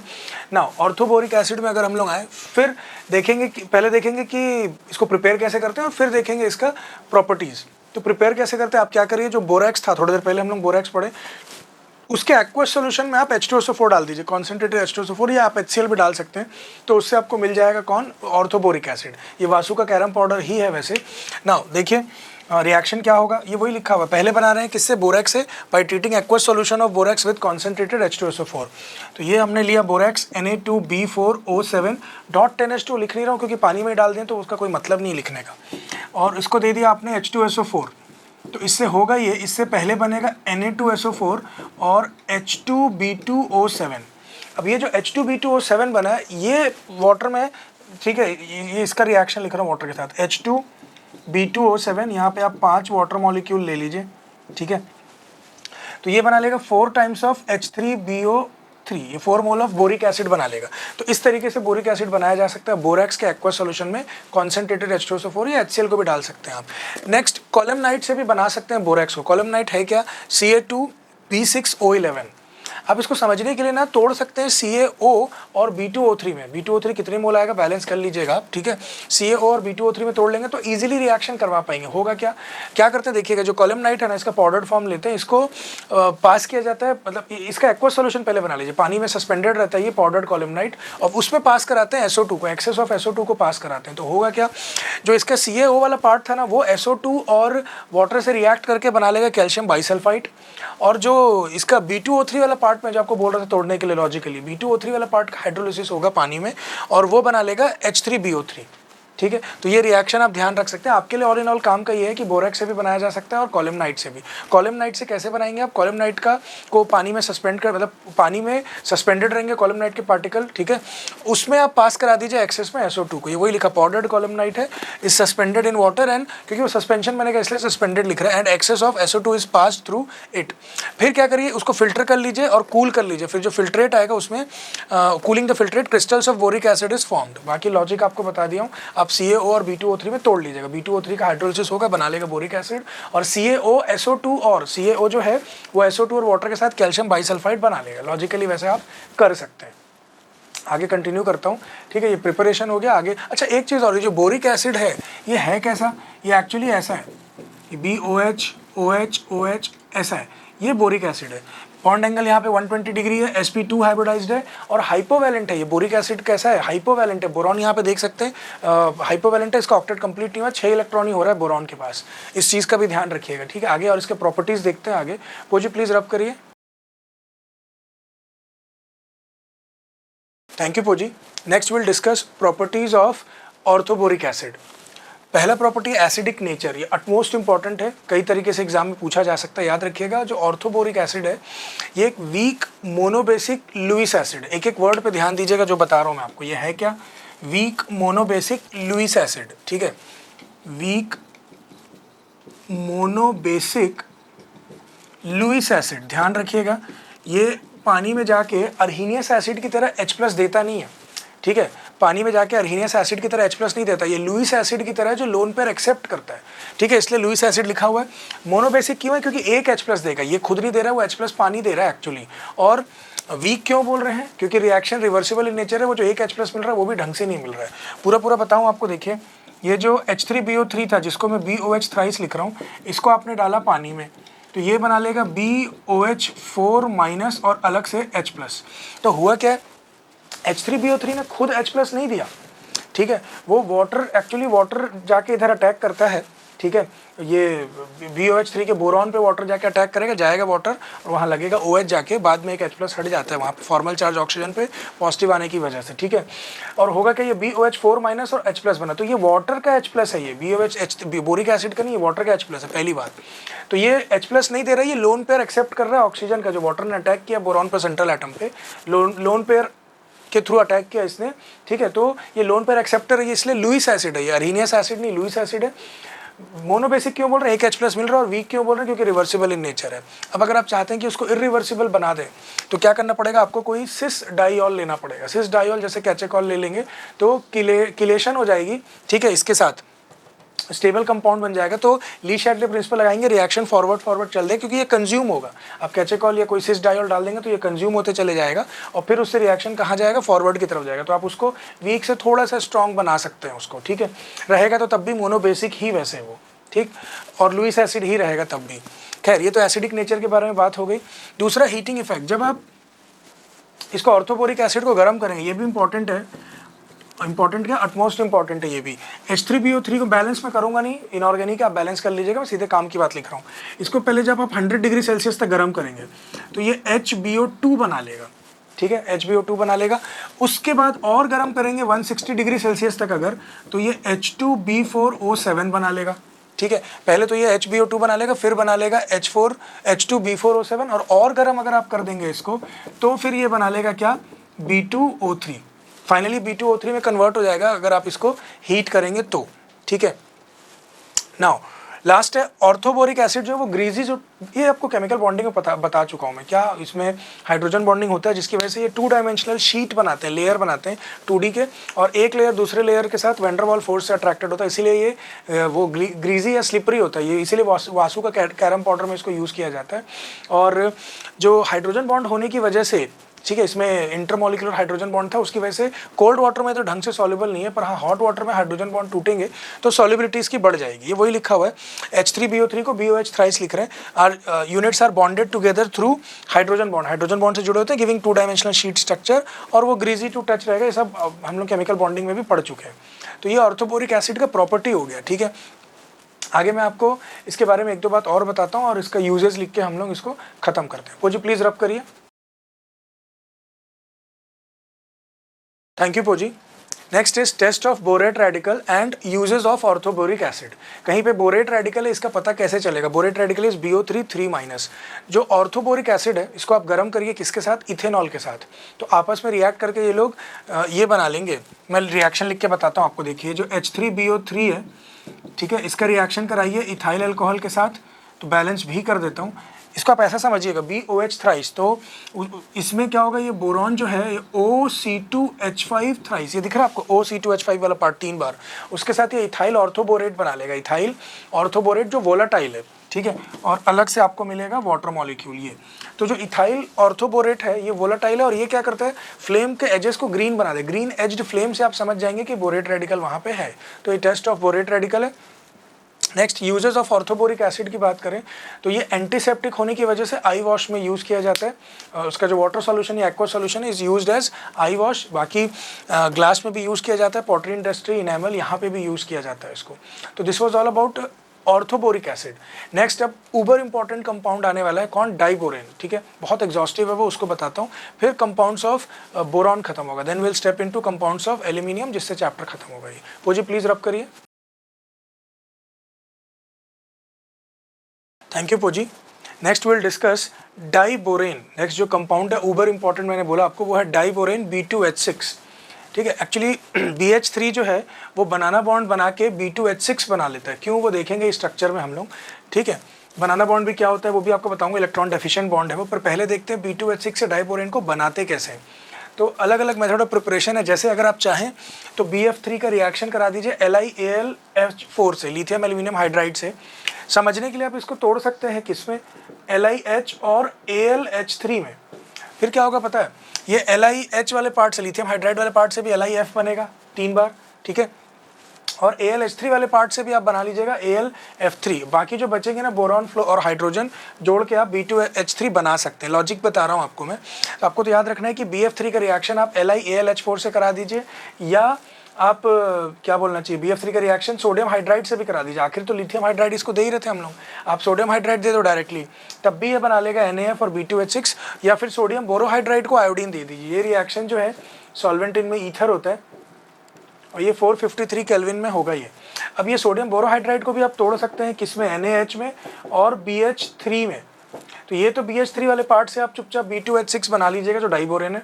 बाकी NaH वाले पार्ट से बनेगा Na और 2 हाइड्रोजन से ये H2 बन जाएगा। ये लॉजिक बता रहा हूँ आपको मैं। आपको याद कर रखना है कि BF3 से हम लोग बना सकते हैं B2H6 कैसे कैसे। आप या तो NaH दे दीजिए, सोडियम हाइड्राइड दे दीजिए BF3 को, या BF3 को आप दे दीजिए लिथियम एल्यूमिनियम हाइड्राइड, तो वो बना लेगा डाइबोरेन। और सोडियम बोरोहाइड्राइड से बनाना है तो उसको आयोडीन दे दीजिए, तब भी बन जाएगा डाइबोरेन। कुछ प्रॉपर्टी की बात करूं अगर, तो कलरलेस गैस है डाइबोरेन, हाईली रिएक्टिव है, बॉइलिंग पॉइंट 183 केल्विन है, और ये आसानी से इट कैचेस फायर, आसानी से फायर इसमें लग जाता है आग, और ये रॉकेट फ्यूल की तरह बिहेव करता है। क्यों ये रॉकेट फ्यूल की तरह बिहेव करता है? क्योंकि ऑक्सीजन से रिएक्शन इसका स्पॉन्टेनियस होता है, और दूसरी बात हाईली एक्सोथर्मिक है। वो हाईली एक्सोथर्मिक है, तो जो कंबशन है, कंबशन हाईली एक्सोथर्मिक होने की वजह से पर ग्राम जो फ्यूल से अपने को एनर्जी मिलेगी, मतलब जो कैलोरीफिक वैल्यू की बात कर रहा हूँ, बहुत हाई होती है। इस वजह से इसको हम लोग रॉकेट फ्यूल की तरह भी यूज़ करते हैं। वही लिखा हुआ है, इट कैचेस फायर स्पॉन्टेनियसली, तो अपने आप कर लेगा, एंड एक्सप्लोड, क्योंकि बहुत हाई एनर्जी निकल रही है इसलिए एक्सप्लोड बोल रहे हैं, with O2, and it's reaction is highly exothermic. Reaction लिखा हुआ है नहीं वैसे। नेक्स्ट, डाइबोरेन को अगर आप रेड हॉट गर्म कर देंगे तो आपको बोरॉन अलग से मिल जाएगा और हाइड्रोजन गैस मिल जाएगा। और डाइबोरेन को अगर आप पानी में डाल देंगे तो एक्चुअली खुद से ही इसका हाइड्रोलिसिस हो जाता है, और खुद से मतलब जल्दी हो जाता है। पानी में डाल देंगे तो हाइड्रोलिसिस हो जाएगा और तुरंत होगा, खुद से बोलने की ज़रूरत नहीं थी वैसे, ठीक है। तो ये हाइड्रोलिसिस होकर बोरिक एसिड, ऑर्थोबोरिक एसिड बना लेगा। अगर आपको ऑर्थोबोरिक एसिड बनाना है तो आप डाइबोरेन से शुरू करके उसका हाइड्रोलिसिस करवा के आप बना सकते हैं, और अलग से हाइड्रोजन मिल जाएगा, ठीक है। तो ये कुछ प्रॉपर्टी आपको मैंने डाइबोरेन का बताया, और डाइबोरेन को बनाते कैसे वो बताया। अटमोस्ट इंपॉर्टेंट पार्ट आना बच रहा है, डाइबोरेन का स्ट्रक्चर से रिलेटेड बातें एग्जाम में पूछी जाती है। तो अब हम लोग देखेंगे डाइबोरेन का स्ट्रक्चर क्या होता है, कैसे बनाना बॉन्ड के थ्रू बनता है डाइबोरेन, और वो उसमें और क्या क्या चीज़ें हैं जो एग्जाम में पूछी जाती है उससे रिलेटेड, मैं सब आपको बताता हूँ। पोजी प्लीज़ रब करिए।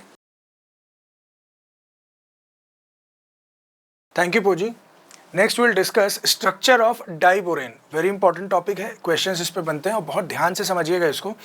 जो BH3 है वो रूम टेम्परेचर में ही डाइमराइज होके B2H6 बना लेता है। ध्यान रखिएगा, जिसको डाइबोरेन बोल रहे हैं ये मैं लिख रहा हूँ। BH3 जो है वो रूम टेम्परेचर में डाइमराइज होके बना लेता है B2H6।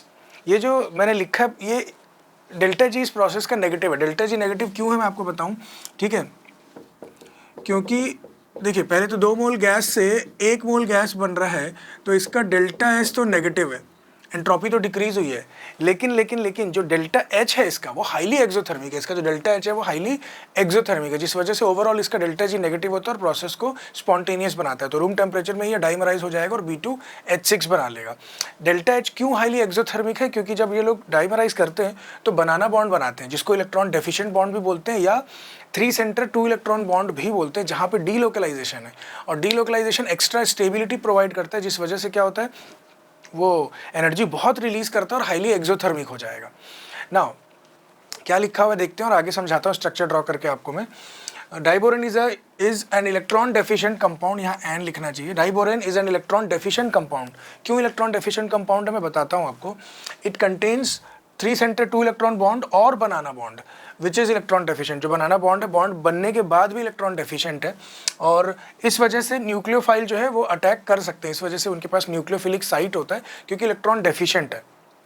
अब कॉन्सेप्ट समझिएगा, कब बनता है बनाना बॉन्ड मैं आपको बताता हूँ। देखिए, जब कभी भी बॉन्ड बनाना हो, आई रिपीट, जब कभी भी बॉन्ड बनाना हो, ये हिंदी वाला बनाना बोल रहा हूँ मैं, जब कभी भी बॉन्ड बनाना हो और बॉन्ड बनाने के लिए इलेक्ट्रॉन ना हो, तब जो बॉन्ड बनता है उसको बनाना बॉन्ड बोलते हैं। अब लास्ट में जो बनाना बोला मैंने वो इंग्लिश वाला, आई रिपीट, जब कभी भी बॉन्ड बनाना हो और बॉन्ड बनाने के लिए इलेक्ट्रॉन ना हो तो जो बॉन्ड बनता है उसको बोलते हैं बनाना बॉन्ड। आपको लग रहा होगा क्या बनाना कर रहे हैं, मैं आपको एग्जाम्पल से बताता हूँ। देखिए, जैसे ये मैं एक बना रहा हूँ BH3, ठीक है, ऐसे ये दूसरा भी बनाया मैंने BH3। अब होगा क्या, ढंग से समझिएगा, ये दो मैंने BH3 बना दिए, थोड़ा और इसको ऐसे बना देता हूँ, इसको भी थोड़ा और ऊपर लेके चले जाते हैं। ये दो मैंने BH3 बना दिया। अब है क्या, देखिए जो BH3 है इसमें बोरॉन अभी दिख रहा होगा आपको इलेक्ट्रॉन डेफिशिएंट है, इसका पूरा ऑक्टेट अभी नहीं हुआ है, पूरा ऑक्टेट नहीं हुआ है, तो ये क्या चाहेगा कि कुछ होए जिससे बॉन्ड वॉन्ड बनाए और ऑक्टेट को कंप्लीट करें। अब दो मॉलिक्यूल आपस में जब जुड़ेंगे, ध्यान से देखिएगा, ये बोरॉन के पास जितने इलेक्ट्रॉन थे वो सब कंज्यूम हो गए, हाइड्रोजन के पास एक इलेक्ट्रॉन था वो भी कंज्यूम हो गया, किसी के पास अभी कोई इलेक्ट्रॉन है नहीं एक्स्ट्रा जिसके थ्रू वो लोग दूसरे से बॉन्ड बना पाए, किसी के पास भी, ना हाइड्रोजन ना बोरॉन, किसी के पास भी कोई एक्स्ट्रा इलेक्ट्रॉन नहीं है जिससे वो लोग उस इलेक्ट्रॉन के थ्रू किसी से बॉन्ड बना पाए। तो बॉन्ड बनाना तो है पर बनाने के लिए कोई इलेक्ट्रॉन नहीं है, तो अब जो बॉन्ड बनेगा वो बनाना बॉन्ड है। देखिए कैसे क्या होगा, यहाँ पे ये जो दो इलेक्ट्रॉन दिख रहे हैं ना आपको, ठीक है, ये डीलोकलाइज्ड है, जो अभी यहाँ दिख रहे हैं ये बाद में इधर भी आ सकते हैं, यहाँ से ये इधर भी आ सकते हैं, और वैसे ये जो दो इलेक्ट्रॉन दिख रहे हैं आपको, ठीक है, ये इधर भी आ सकते हैं। तो मैं डैश डैश डैश से बना रहा हूँ इसको ऐसे ऐसे करके, तो ये इनको ब्रिजिंग हाइड्रोजन बोलते हैं, क्योंकि दोनों को जोड़ने का काम कर रहे हैं ये लोग, इसलिए इनको बोलते हैं ब्रिजिंग हाइड्रोजन। और इस जोन में ये जो आपको दिख रहा है ना, ये अपने आप में एक बनाना बॉन्ड है या इलेक्ट्रॉन डेफिशिएंट बॉन्ड है, क्योंकि बॉन्ड बना रहे तो है ये लोग, पर कोई इलेक्ट्रॉन एक्स्ट्रा किसी के पास था नहीं बॉन्ड बनाने के लिए। तो क्या किया ये लोग, ये जो हाइड्रोजन है इसका ये जो एक इलेक्ट्रॉन है ना, वो कभी इस बोरॉन के साथ है तो कभी इस बोरॉन के साथ। ये जो पेयर ऑफ इलेक्ट्रॉन मेरे को बोलना चाहिए ऐसे, जो दो इलेक्ट्रॉन दिख रहे हैं इसलिए बोल रहे हैं 3 सेंटर 2 इलेक्ट्रॉन, क्यों, 3 लोग हैं, ये 2 बोरॉन और एक ये हाइड्रोजन, 2 बोरॉन जिनके बीच 2 ही इलेक्ट्रॉन है, तो वो कभी यहाँ है फिर स्विच करके यहाँ जाता है, फिर यहाँ फिर यहाँ फिर यहाँ, ऐसे चलते रहता है। यहाँ डीलोकलाइजेशन, और जो यहाँ पे बता रहा हूँ ऊपर वैसा ही स्टोरी नीचे भी है, वैसा ही स्टोरी कहाँ है, नीचे भी है वैसा ही स्टोरी। तो यहाँ दोनों जगह डीलोकलाइजेशन है, इसीलिए इसको बनाना बॉन्ड बोल रहे हैं, क्योंकि बॉन्ड बनने के बाद भी ऑक्टेट कंप्लीट नहीं हुआ है, क्योंकि कोई इलेक्ट्रॉन एक्स्ट्रा कोई लेके आ नहीं रहा था, ये जो इलेक्ट्रॉन था पहले से ही उसी को डीलोकलाइज करा के ये लोग बॉन्ड बना लिया। अब आपको लग रहा होगा सर जब ऑक्टेट कंप्लीट नहीं हो रहा है तो बॉन्ड बनाने का पर्पज ही क्या है फिर, इलेक्ट्रॉन पहले भी ये लोग इलेक्ट्रॉन डेफिशिएंट थे, अभी भी इलेक्ट्रॉन डेफिशिएंट है, बॉन्ड बनाने के बाद भी इलेक्ट्रॉन डेफिशिएंट है, क्यों, क्योंकि कोई एक्स्ट्रा इलेक्ट्रॉन कहीं से आया नहीं है जो इनका ऑक्टेट कंप्लीट किया हो। याद रखिएगा B2H6 में भी जो दोनों बोरॉन है ना, ये अभी भी इलेक्ट्रॉन डेफिशिएंट ही है, ठीक है। अच्छा, अब काम की बात, क्यों ऑक्टेट कंप्लीट नहीं हुआ लेकिन फिर भी क्यों ये लोग बॉन्ड बना रहे हैं, क्योंकि डीलोकलाइजेशन है, और डीलोकलाइजेशन की वजह से एक्स्ट्रा स्टेबिलिटी आएगा, वही हाईली एक्सोथर्मिक बनाता है प्रोसेस को। यहाँ लिख देता हूँ मैं, इसका डेल्टा H जो था वो भी नेगेटिव था, और not only negative, highly negative था, जो उसका डेल्टा G को नेगेटिव बनाने के लिए रिस्पॉन्सिबल है, ठीक है। तो अच्छा, इनको बोलते हैं टर्मिनल हाइड्रोजन, इनको बोलते हैं टर्मिनल हाइड्रोजन। तो 4 यहाँ पे टर्मिनल हाइड्रोजन है और 2 यहाँ पे ब्रिजिंग हाइड्रोजन है। ये कुछ इस तरीके का है, अगर आपको बताऊँ तो समझिएगा ना, जैसे ये 2 बोरॉन इमेजिन करिए, दीज आर 2 बोरॉन्स, ठीक है, और एक H यहाँ एक H यहाँ, इस बोरॉन का एक H ऊपर एक H ऊपर नीचे, ठीक है, इस बोरॉन का अपना खुद का एक H यहाँ एक H यहाँ, 2 बोरॉन और उनके ये दोनों हाइड्रोजन। तो ये टर्मिनल हाइड्रोजन है जो मैंने बनाया है, यहाँ 2 बोरॉन है, ठीक है। अब ये एक प्लेन में है, कौन, ये 2 बोरॉन और इधर एक हाइड्रोजन, इधर एक हाइड्रोजन, ये एक हाइड्रोजन, ये एक हाइड्रोजन, ये सब एक प्लेन में है। और अब ये 2 बोरॉन के इधर आप इमेजिन करिए एक हाइड्रोजन और एक इधर इमेजिन करिए, ये जो मैं इमेजिन करवा रहा हूँ ये ब्रिजिंग हाइड्रोजन है, दीज आर ब्रिजिंग हाइड्रोजन। और ये 2 4 जो था इस वर्टिकल प्लेन में, जो मैं ये 2 और 2 4 बनाया हाइड्रोजन, वो टर्मिनल हाइड्रोजन है, और जो हॉरिजॉन्टल प्लेन में बना रहा हूँ ये ब्रिजिंग हाइड्रोजन है। तो ब्रिजिंग हाइड्रोजन के साथ ये लोग वो बना लिए, बनाना बॉन्ड बना लिए, इलेक्ट्रॉन डेफिशिएंट बॉन्ड बना लिए, क्योंकि बॉन्ड बनने के बाद भी कोई एक्स्ट्रा इलेक्ट्रॉन बाहर से तो आया नहीं था, इसलिए अभी भी इलेक्ट्रॉन डेफिशिएंट, इसलिए इसको इलेक्ट्रॉन डेफिशिएंट बॉन्ड बोल रहे हैं, ठीक है। और बनाना जैसा कुछ शेप बन रहा है इसलिए इसको बनाना बॉन्ड बोल रहे हैं वैसे। और 3 लोग हैं, उनके बीच इलेक्ट्रॉन 2 ही है जो डीलोकलाइज हो रहा है, ऊपर भी और नीचे भी, तो इसलिए इसको 3 सेंटर 2 इलेक्ट्रॉन बॉन्ड बोल रहे हैं, ठीक है। अब जो मैं आपको बता रहा था वो देखिए, ये 2 बोरॉन, ये 4 टर्मिनल हाइड्रोजन, तो एक प्लेन में, वर्टिकल प्लेन में कितने लोग आए, 2 बोरॉन और ये 4 हाइड्रोजन। तो maximum atoms in a plane आपसे पूछे तो 6 है, याद रखिएगा। और ये जो ब्रिजिंग हाइड्रोजन थे ये अलग प्लेन में है, ये अपना वर्टिकल प्लेन में है ब्रिजिंग हाइड्रोजन, ठीक है, परपेंडिकुलर प्लेन में है। इस वर्टिकल के, ये हॉरिजॉन्टल तो बोल लीजिए परपेंडिकुलर में, टर्मिनल हाइड्रोजन के परपेंडिकुलर प्लेन में है कौन, ब्रिजिंग हाइड्रोजन, ठीक है। अब चूंकि यहाँ डीलोकलाइजेशन है तो ये बॉन्ड एक्स्ट्रा स्टेबल है, जिस वजह से क्या होगा, जब आप ना सब्स्टिट्यूशन रिएक्शन करवाना चाहेंगे जैसे, तो ये टर्मिनल हाइड्रोजन बस हटेंगे 4, ये ब्रिजिंग वाले हटने वाले हैं नहीं जब आप रिएक्शन कराएंगे तो, ठीक है। दूसरी बात ये है क्या एक्चुअली, अच्छा यहाँ पे देखिए, ये 2 सेंटर 2 इलेक्ट्रॉन बॉन्ड है, ये टर्मिनल वाले जो है ना हाइड्रोजन, ये 2 सेंटर 2 इलेक्ट्रॉन बॉन्ड बनाए, वैसे 1 2 ठीक है 3 4 बॉन्ड हमारे पास 2 सेंटर 2 इलेक्ट्रॉन वाले हैं, और 2 बॉन्ड हमारे पास 3 सेंटर 2 इलेक्ट्रॉन वाले हैं, ठीक है। उसके बाद 1-2 बातें और बताऊं, जब कभी भी डाइमराइज होता है कोई ना और रिंग बनाएगा, डाइमराइज होकर रिंग बनाएगा, रिंग जब भी बनता है ना तो अंदर जो बॉन्ड एंगल आएगा वो हमेशा कम होता है कंपेयर टू बाहर वाले के। तो यहाँ जो बॉन्ड एंगल आएगा ना ये कम होगा और यहाँ बॉन्ड एंगल ज़्यादा होगा। एक्चुअल वैल्यू अगर आपको बताऊँ तो अंदर ये बॉन्ड एंगल 97 डिग्री होता है और यहाँ 120 डिग्री होता है। ठीक है। तो याद रखिएगा जब भी डाइमराइजेशन होगा तो अंदर रिंग जो बनेगी उसमें बॉन्ड एंगल कम होगा और बाहर बॉन्ड एंगल ज़्यादा होगा। दूसरा, जो अंदर बॉन्ड लेंथ आएगा डाइमराइजेशन के बाद, वो बॉन्ड लेंथ तो ज़्यादा होगा और बाहर बॉन्ड लेंथ कम होगा। अब क्या होगा, ये जो बॉन्ड लेंथ है ना ये ज़्यादा होगा, ये करीब 137 पिकोमीटर के आसपास होता है अंदर, ये भी बॉन्ड लेंथ, ये भी बॉन्ड लेंथ, ये सब ठीक है। जबकि जो बाहर वाले बॉन्ड लेंथ है, ये टर्मिनल हाइड्रोजन वाले, ये कम होंगे, ये बॉन्ड लेंथ कम होंगे, कुछ 120 पिकोमीटर के आसपास होता है, अगर डेटा आपको बताऊँ। बाकी आप याद रखिएगा कि अगर मैं इस बॉन्ड लेंथ को से एक्स से डिनोट कर रहा हूँ और इस बॉन्ड लेंथ को वाई से डिनोट कर रहा हूँ, ठीक है, और इस बॉन्ड एंगल को मैं अल्फा से डिनोट किया मान लेते हैं, अब इसको डिनोट किया बीटा से, तो क्या बोल रहा हूँ मैं आपको, अंदर वाले जो बॉन्ड एंगल्स हैं अल्फा वो कम होंगे, बीटा ज़्यादा होगा, और जो बॉन्ड लेंथ है अंदर रिंग में वो ज़्यादा होगा किससे, बाहर से। ये बात ध्यान रखिएगा। डेटा तो मैं लिखूंगा, स्ट्रक्चर एक बार और बनाऊंगा इसका मैं with bond angle and bond length, जो आपको मगअप करना है, एग्जाम में पूछते हैं, ठीक है। फिर ये एक्चुअली है क्या आपको बताऊं ना, जो B2H6 है वो BH2 प्लस और BH4 माइनस का आपस में इंटर कन्वर्जन है। समझिएगा ढंग से क्या बोल रहा हूँ, BH2 प्लस और BH4 माइनस का आपस में इंटर कन्वर्जन है। ये अगर फर्स्ट है, ये सेकंड है अगर, तो बाद में क्या होगा, ये BH2 प्लस बन जाता है BH4 माइनस और BH4 माइनस बन जाता है BH2 प्लस, आपस में इनका इंटर कन्वर्जन चलते रहता है। अब ये 1 बन जाएगा और ये 2 बन जाएगा, ठीक है। इसमें दो तरह के क्लीवेज होते हैं, अगर आपको बताऊं, जो डाइबोरेन है दो तरीके से टूटता है, एक सिमेट्रिकल और एक अनसिमेट्रिकल या एसिमेट्रिक क्लीवेज भी बोल सकते हैं। देखिएगा अगर मैं इसको ना ऐसे तोड़ दूं, ध्यान से देखिएगा, ऐसे स्लैंटिंग, ये ऐसे अगर तोड़ दूं तो ये BH3 डिटैच हुआ, ये BH3 डिटैच हुआ, तो ये सिमेट्रिकल क्लीवेज है। ऐसे तोड़ दूं अगर, तो आपको 2 BH3 वापस मिल जाएंगे।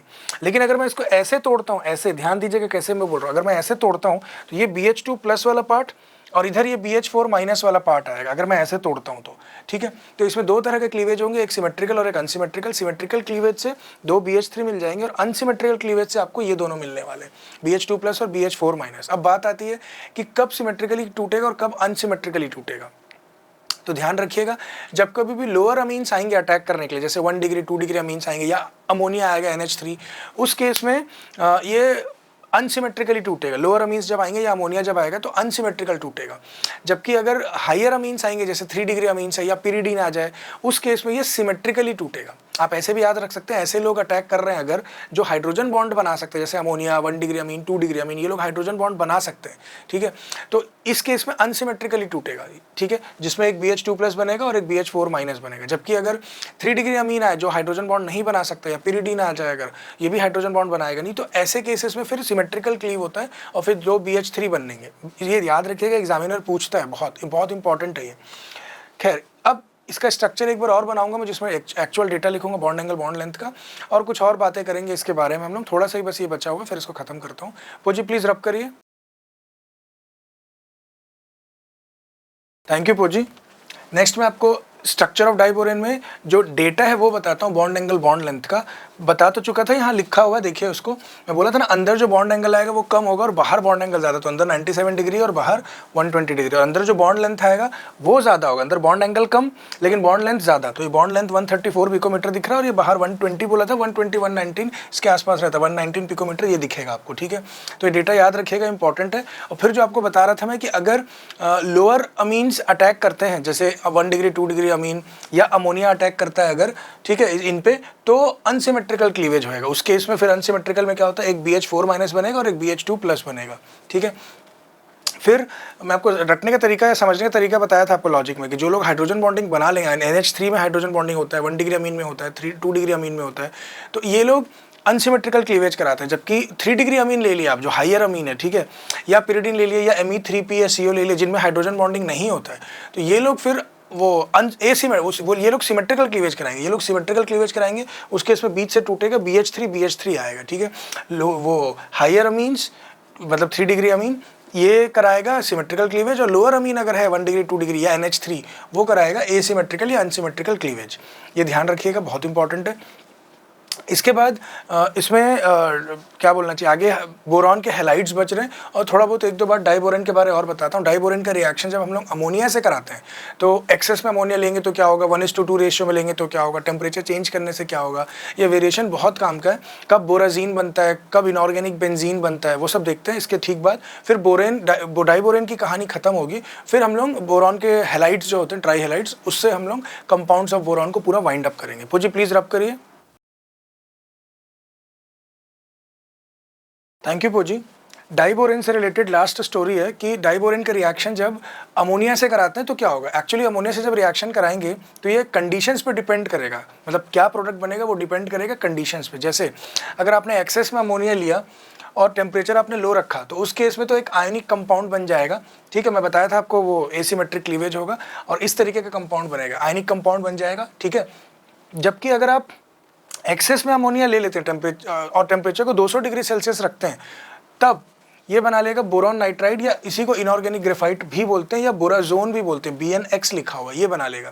ध्यान रखिएगा, diborane when reacts with excess of ammonia at low temperature forms ionic compound, लेकिन at high temperature forms inorganic graphite या जिसको बोराजोन भी बोल रहे हैं BnX। और उसी अमोनिया से जब रिएक्शन कराएंगे डाइबोरेन का और रेशियो आपने 1:2 का ले लिया, रेशियो कैसे ले लिया 1:2, और टेम्परेचर हाई रखें 200 से थोड़ा ऊपर रखते हैं, तब बनता है इनऑर्गेनिक बेंजीन। इनऑर्गेनिक बेंजीन जिसको बोराजोल भी बोलते हैं या बोराजीन भी बोलते हैं, B3N3H6। और ये जो इनऑर्गेनिक बेंजीन है ये हाईली रिएक्टिव है, ये मोर रिएक्टिव है then organic benzene, organic benzene से भी ज़्यादा रिएक्टिव है।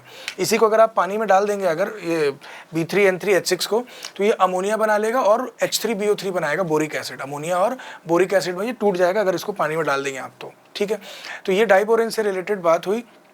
लास्ट हम लोग बोरॉन के ट्राईहेलाइड को देखते हैं, जिसमें बैक बॉन्डिंग किस में होता है नहीं होता है, एक्सटेंट ऑफ बैक बॉन्डिंग, फिर लुईस एसिड कैरेक्टर किस में ज़्यादा है कम है, वो क्वेश्चंस पूछते हैं। हाइड्रोलिसिस किसका कंप्लीट है किसका पार्शियल, इस तरह के क्वेश्चन बनते हैं। मैं बताता हूँ, पोजी प्लीज़ रब करिए। थैंक यू पोजी। Next is halides of boron. यहाँ नंबर 4 लिखा दिख रहा होगा आपको, 4 इसलिए लिखा है, जब हमने कंपाउंड्स ऑफ बोरॉन की बात करी तो हमने बोरेक्स की बात करी पहला, दूसरा बोरिक एसिड ऑर्थोबोरिक एसिड जो था, तीसरा डाइबोरेन, और चौथा हम लोग बोल रहे हैं हैलाइड्स ऑफ बोरॉन जो BX3 के फॉर्मेट का बनाएगा, BCl3, BBr3, Bi3, BF3 ऐसे बनेंगे, ठीक है। तो अब इनके बारे में क्या क्या इंपॉर्टेंट एग्जाम में पूछ सकते हैं मैं बताता हूँ आपको। जैसे इनको बनाएंगे कैसे, आप बोरॉन का रिएक्शन करा दीजिए हैलोजन से तो ये ट्राईहेलाइड बना लेता है अपना, जिसमें BF3, BCl3, BBr3, Bi ये सब के सब जो बनेंगे they are all electron deficient. Boron electron deficient ही है, sp2 हाइब्रिडाइज्ड है और 6 इलेक्ट्रॉन हो रहा है बोरॉन का। अच्छा, डाइबोरेन में भी जो 2 बोरॉन थे ना डाइबोरेन में, वो sp3 हाइब्रिडाइज्ड है, ध्यान रखिएगा उनका हाइब्रिडाइजेशन क्या है, sp3 हाइब्रिडाइज्ड है। नाउ इधर आते हैं हम लोग, चूंकि ये लोग इलेक्ट्रॉन डेफिशिएंट है जितने भी बोरॉन के ट्राईहेलाइड से, इस वजह से ये लोग लुईस एसिड की तरह बिहेव करते हैं, ये लोग लोन पेयर एक्सेप्ट कर सकते हैं। अब हाँ, हाइड्रोलिसिस से रिलेटेड इंपॉर्टेंट बात याद रखिएगा, जो BF3 है उसका पार्शियल हाइड्रोलिसिस होता है, BF3 का पार्शियल हाइड्रोलिसिस होगा और बाकियों का कंप्लीट हाइड्रोलिसिस होगा। और हाइड्रोलिसिस के बाद सारे के सारे बोरॉन के जो ट्राईहेलाइड है दे फॉर्म बोरिक एसिड। अब पार्शियल हाइड्रोलिसिस में क्या होगा, BF3 पहले तो बनाएगा बोरिक एसिड और HF, बना हुआ HF क्या करेगा, बचे हुए BF3 के साथ, वर्ड्स पे ध्यान दीजिएगा, बना हुआ HF बचे हुए BF3 के साथ फिर HBF4 बना लेता है, तो ये इसका पार्शियल हाइड्रोलिसिस है, ठीक है। जबकि बाकियों का कंप्लीट हाइड्रोलिसिस होगा, जैसे BCl3 ले लूँगा तो पूरा पूरा वो बोरिक एसिड ही बनाएगा, orthoboric acid. Now extent of back bonding, सबसे ज़्यादा बैक बॉन्डिंग आई होप समझ रहे होंगे आप। ये देखिए जैसे ये मैं बना रहा हूँ BF3, ठीक है, ये sp2 हाइब्रिडाइज्ड है, तो ये एक इसका एटॉमिक ऑर्बिटल p बच रहा हुआ, एक p जो हाइब्रिडाइजेशन पार्टिसिपेट नहीं किया ये वो है, और ये फ्लोरीन का p ऑर्बिटल बना रहा हूँ, ठीक है, जिसके पास लोन पेयर है। तो ये यहाँ से बैक डोनेशन हो जा रहा है, बैक मतलब पीछे से ही दे रहा है ऐसा जरूरी नहीं है। बैक बॉन्डिंग मतलब एक के पास इलेक्ट्रॉन डेफिशिएंसी होनी चाहिए, वेकेंट ऑर्बिटल होना चाहिए खाली डब्बा, और एक के पास इलेक्ट्रॉन्स होने चाहिए डोनेट करने के लिए, लोन पेयर होना चाहिए। 2 एटम अगर बाजू बाजू आ जाए जिसमें से एक वेकेंट ऑर्बिटल रखा हो और दूसरे के पास लोन पेयर अगर हो तो ये लोग बैक बॉन्डिंग करवा लेंगे, ठीक है। तो वही हो रहा, बैक बॉन्डिंग खैर यहाँ इस फ्लोरीन के साथ भी करा सकता था, इसके साथ भी करा सकता था, तो पूरा ही डबल बॉन्ड कैरेक्टर आएगा यहाँ पे, ठीक है। तो एक्सटेंट ऑफ बैक बॉन्डिंग, सबसे ज़्यादा बैक बॉन्डिंग जो होगी BF3 में होगी और आगे एक्सटेंट कम होता जाएगा। रीजन बीइंग यहाँ पे 2p ओवरलैपिंग है, तो एक्सटेंट बहुत ज़्यादा, यहाँ 2p 3p ओवरलैपिंग है, 2p 4p 2p 5p, तो जैसे जैसे एक्सटेंट ऑफ ओवरलैपिंग कम हो रहा है ना, वैसे वैसे ही बैक बॉन्डिंग का एक्सटेंट भी कम हो रहा है। तो सबसे ज़्यादा बैक बॉन्डिंग BF3 में, जिस वजह से क्या होगा, BF3 में बैक बॉन्डिंग ज़्यादा है तो अपनों से ही इसको इलेक्ट्रॉन मिल जा रहा है, अपनों से मतलब कि खुद का ही तो फ्लोरीन जिससे इलेक्ट्रॉन मिल जा रहा है रेडिली इसको, तो पराये से इलेक्ट्रॉन लेने की टेंडेंसी थोड़ी कम होगी, इस वजह से ये इसका लुईस एसिड कैरेक्टर सबसे कम होगा। एक्सटेंट ऑफ बैक बॉन्डिंग ज्यादा होने की वजह से लुईस एसिड कैरेक्टर सबसे कम होगा, ये वही लिखा हुआ आगे, लुईस एसिड कैरेक्टर को देखिए ऑर्डर आपको उल्टा दिखेगा। Bi3 में अपनों से इलेक्ट्रॉन ढंग से मिल नहीं रहा क्योंकि बैक बॉन्डिंग कम है, एक्सटेंट कम है, तो पराये से इलेक्ट्रॉन लेने की टेंडेंसी ज्यादा हो जाएगी लोन पेयर, तो उसका लुईस एसिडिक कैरेक्टर बहुत ज्यादा हो जाएगा, ये वही लिखा हुआ है ऑर्डर। फिर जो आपको बता रहा था कि सारे बोरॉन के ट्राईहेलाइड जो है वो हाइड्रोलिसिस करवाएंगे और क्या बोलते हैं बोरिक एसिड बनाएंगे और साथ में हाइड्रोजन हैलाइड बनाएंगे। तो ये कंपाउंड्स ऑफ बोरॉन यहाँ पे ख़त्म होता है। लास्ट हम लोग कंपाउंड्स ऑफ एल्यूमिनियम की बात करेंगे। कभी कभी AlCl3 और Alum के ऊपर क्वेश्चंस बन जाते हैं। एनसीईआरटी में स्ट्रक्चर भी बना हुआ है AlCl3 का, तो मैं आपको वो बता देता हूँ, फिर ये टॉपिक पूरा पूरा खत्म हो जाएगा। पूजी प्लीज़ रब करिए। थैंक यू पोजी। Next will discuss compounds of aluminium. इसमें AlCl3 और Alum की बात करनी है अपने को। तो AlCl3 जो है इसको प्रिपेयर कैसे करेंगे, पहले मेथड ऑफ प्रिपरेशन देखते हैं एल्यूमिनियम क्लोराइड का। आप या तो एल्यूमिनियम ले लीजिए या Al2O3 या AlOH थ्राइस, इन तीनों में से किसी का भी, एल्यूमिनियम या एल्यूमिनियम के ऑक्साइड, हाइड्रोक्साइड, ये सब एम्फोटेरिक है। तो आप जब इनको एसिड देंगे, डाइल्यूट एसिड, तो ये लोग AlCl3 बना लेंगे, ठीक है, और वाटर बनाएंगे साथ में। तो आप देखिए एल्यूमिनियम का रिएक्शन आप HCl से कराइए तो भी AlCl3 बन रहा है और H2 गैस रिलीज हो रहा है, ठीक है। और Al2O3 का रिएक्शन आप HCl से कराइए तो AlCl3 बना और साथ में वाटर बना। वाटर बनेगा इन केसेस में, ऑक्साइड हाइड्रोक्साइड के केसेस में। और एल्यूमिनियम से रिएक्ट कराएंगे तो हाइड्रोजन इवॉल्व होगा, ध्यान रखिएगा, ठीक है। ये एल्यूमिनियम हाइड्रोक्साइड से भी रिएक्शन कराए तब भी मिलने वाला है क्या, AlCl3 और वाटर एलिमिनेट होगा। तो ये AlCl3 का प्रिपरेशन हो गया। हम एल्यूमिनियम या Al2O3 या AlOH थ्राइस तीनों में से किसी से भी शुरू कर सकते हैं और उसका रिएक्शन HCl से करा दीजिए तो आपको AlCl3 मिल जाएगा। बस एल्यूमिनियम के केस में हाइड्रोजन इवॉल्व होगा और Al2O3 और AlOH थ्राइस के केस में वाटर इवॉल्व, मतलब वाटर निकलेगा, ठीक है।